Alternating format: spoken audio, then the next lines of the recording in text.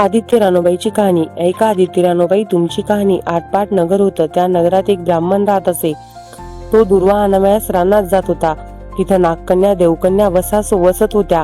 ब्राह्मणाने विचारले, काय गो बायांनो, कसा वसता? तो मला सांगा. त्या म्हणाल्या, तुला रे वसा कशाला हवा? ओचील माचील, घेतला वसा टाकून देशील. हा म्हणाला, नाही, तसे मी करणार नाही. उतरत नाही, मातत नाही, घेतला वसा टाकत नाही. काय वसा असेल तो मला सांगा.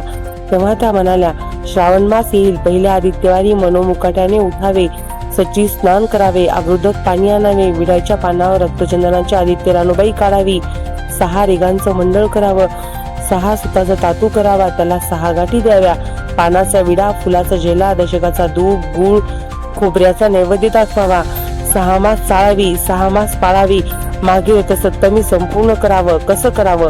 मोठव्याची खीर, गुळाच्या पोळ्या, लोणकं तूप, मेनू जेवू सांगावे. असेल तर साडी चोळी, नसेल तर जोड गळसरी द्यावी, नसेल तर 2 पैसे दक्षिणा द्यावी आणि वशाचं उद्यापन करावं. ब्राह्मणाने वसा केला. त्याला सूर्यनारायण प्रसन्न झाला. भाग्यलक्ष्मी आली. तेव्हा राजाच्या राणीने ब्राह्मणास बोलावून धाडलं. ब्राह्मण जातेवेळी भिवू लागला, कापू लागला. राणी म्हणाली, भिवू नका, कापू नका, तुमच्या मुली आमच्या घरी द्या. ब्राह्मण म्हणाला, आमच्या मुली गरीबाच्या तुमच्या घरी कशा द्याव्या? दासी कराल, भटकी कराल? नाही, तसं काही करणार नाही. राजाची राणी करू, प्रधानाची राणी करू. मार्गशीर्ष महिना आला. ब्राह्मणाने मुलीचे लग्न करून दिली. एक राजाच्या घरी व दुसरी प्रधानाच्या घरी. ब्राह्मण 12 वर्षांनी मुलीच्या समाचारास निघाला. राजाच्या घरी गेला. लेकीनं पाठ दिला, पाय धुवायला पाणी दिलं. बाबा गुळ खा, पाणी प्या. गुळ खात नाही, पाणी पित नाही. आधी माझी कहाणी करायची आहे, ती तू ऐक. ती म्हणाली, तुमची कहाणी ऐकायला मला वेळ नाही. आज राजा पारधीला जाणार आहे, त्याला जेवायला उशीर होईल. हे ऐकून त्याच्या मनात राग आला. तो तिथून निघाला. तो प्रधानाच्या घरी गेला. तसे तिनेही बसायला पाठ दिला, पाय धुवायला पाणी दिलं. बाबा गुळ खा, पाणी प्या. गुळ खात नाही, पाणी पित नाही. आधी माझी कहाणी करायची, ते तू ऐक. तुमची कहाणी ऐकू नको तर कुणाची ऐकू? घरात गेली, उतरंडीची 6 मोती आणली. 3 आपण घेतली, 3 बापाच्या हातात दिली. त्याने मनोभावे कहाणी सांगितली. लेकीने ती चित्तभावे ऐकली. नंतर जेवून खाऊन बाप आपल्या घरी आला. बायकोने विचारले, मुलीचा समाचार कसा आहे? त्याने उत्तर दिले, जिने कहाणी ऐकली नाही ती दारिद्र्याने पिळली आहे, दुःखाने गांजली आहे. राजा मुलखावर निघून गेला. जिने कहाणी ऐकली ती लेकाला सांगितले. मावशीने बायकोने विचारले, मुलीचा समाचार कसा आहे? त्याने उत्तर दिले, जिने कहाणी ऐकली नाही ती दारिद्र्याने पिळली आहे, दुःखाने गांजली. राजा मुलखावर निघून गेला. जिने कहाणी ऐकली ती भाग्याने नांदत आहे. इकडे जी दारिद्र्य झाली होती तिने आपल्या लेकाला सांगितले, मावशी घनघोर आहे, तिकडे जाऊन तिने काही दिले तर घेऊन ये. पहिल्या आदित्यवारी पहिला मुलगा गेला. तळ्याच्या पाळी उभा राहिला. अगं दासींनो, तुम्ही दासी कोणाच्या? आम्ही दासी प्रधानाच्या राणीला जाऊन सांगा की तुमच्या बहिणीचा मुलगा आला आहे. दासींनी जाऊन सांगितले, तुमच्या बहिणीचा मुलगा आला आहे, फाटके नेसलाय, तुटके पांघरला आहे, तळ्याच्या पाळीला उभा आहे, परसदाराने घेऊन या. परसदाराने घेऊन आल्या. नावमाकू घातला, पितांबर नेसायला दिला, जेवखाऊ घातलं, कोळा पोखरला. मन मोराने भरल्या. जाताना कुठं ठेवू नको, विसरू नको, जपून घेऊन जा. तो वाटेने जाऊ लागला. तो सूर्यनारायण मायाच्या रूपाने आला. हातीचा कोळा काढून नेला. घरी गेला. आईने विचारले, काय रे बाबा, मावशीने काय दिले? दैव दिले, कर्मान नेले. मावशीने दिलं होतं पण ते सर्व गेलं. पुढे दुसऱ्या आदित्यवारी दुसरा मुलगा गेला. तळ्याच्या पाळी उभा राहिला. प्रधानाच्या दासीकडून प्रधानाच्या राणीचा निरोप पाठविला. प्रधानाच्या राणीने त्याला घरी नेऊन नावमाकू घातला, जेवखाऊ घातला, काठी पुकरून मनमोराने भरून दिली. बाबा कुठे ठेवू नको, विसरू नको, जपून घरी घेऊन जा असे सांगितले. वाटेत सूर्यनारायण गुराखाच्या रूपाने आला. हातची काठी काढून घेतली. घरी गेला. झालेली गोष्ट आई सांगितली. दैव दिले ते सर्व कर्मान नेलं.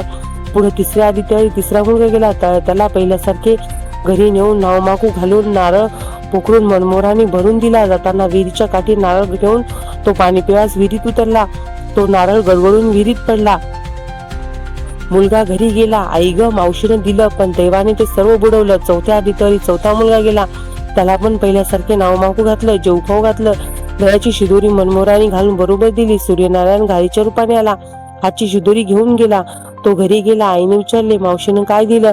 आई ग, मावशीने दिलं, दैवाने ते सर्व नेलं. पाचव्या आदित्यवारी आपण उठली, तळ्याच्या पाळी उभी राहिली. दासीने तिचा निरोप तिच्या बहिणीला सांगितला. बहिणीने तिलाही परसदाराने घरी नेली. नावमाप घातली, पैठणी नेसायला दिली. प्रधानची राणी आदित्यवारची कहाणी करू लागली. काय वसा करतेस तो मला सांग. बहीण म्हणाली, अगं पापणी चांडाळणी, बापाची कहाणी ऐकली नाहीस म्हणून तुला दारिद्र्य आलं. राजाच्या राणीने विचारले, याला काय उपाय करू. तेव्हा तिने वसा सांगितला. ती बहिणीच्या घरी राहिली. श्रावण मास आला. बहिणीने सांगितल्याप्रमाणे तिने सूर्यनारायणची पूजा केली. इकडे राजाला भाग्य आलं. राजानं बोला उतारले, मावशी मावशी तुला छत्र आली, चामर आली, पाईक आले, परवर आले. मला रे पापणीला एवढं वैभव कुठले. बाहेर जाऊन दाराशी पाहते तो राजा बोलावू आला आहे. तशी ती घरी जायला निघाली. एकमेकीला बहिणीने आहेर केले. वाटेने जाऊ लागली. तो पहिला मुकामात स्वयंपाक केला. राजाला वाढले. आपलं पान वाढून घेतलं. तेव्हा बहिणीची आठवण झाली. करारे हंकारा, पिठारे डांगोरा, नगरात कुणी उपाशी ऐकायचा शोध करा. उपाशी काही नाही. वाटेने एक मुळी विकास जात होता. त्याला म्हणाले, आमच्या बाईची कहाणी ऐकायला ये.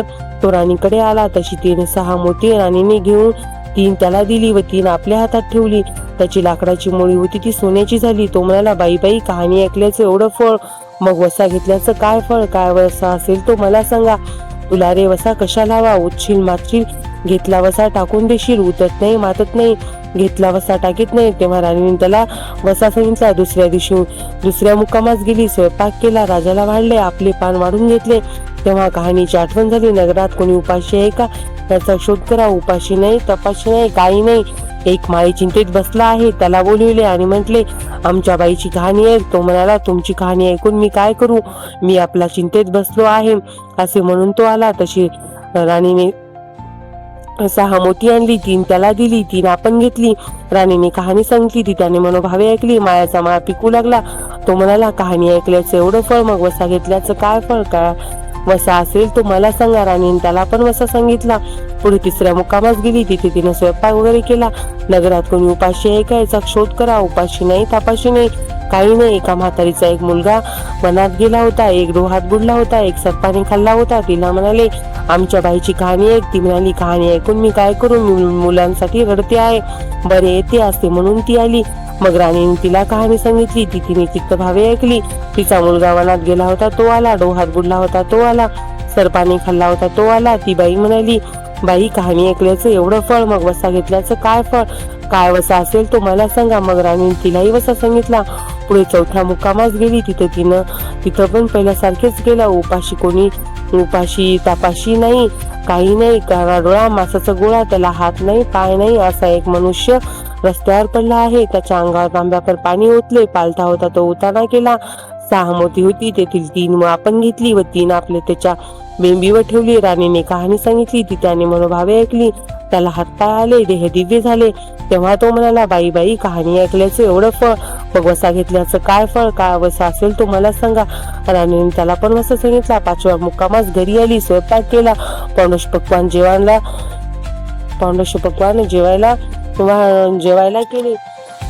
केले. सूर्यनारायण जेवायला आले. भोजनास बसले. त्यांना पहिल्या घासास केस लागला. ते म्हणाले, अगं कोण्या पापणीचा केस आहे. राजाच्या राणीला 12 वर्ष दारिद्र्य आलं होतं. तिने आदित्यवारी वळचणी खाली बसून केस विंचरले होते. काळ सवाळू डोईचा केस, वळचणीची काडी डाव्या खांद्यावरून वेशीबाहेर टाकून दे. राजाच्या राणीला सूर्यनारायणाचा कोप झाला. तसा कोणाला होऊ नये. ब्राह्मण, मोळविका, म्हातारीला इत्यादींना जसा सूर्यनारायण प्रसन्न झाला तसा तुम्हा आम्हा होय. 60 कहाणी 5 संपूर्ण करवा. सर्वांनी सूर्यनारायण व आदित्य रानूबाईला नमस्कार करावा.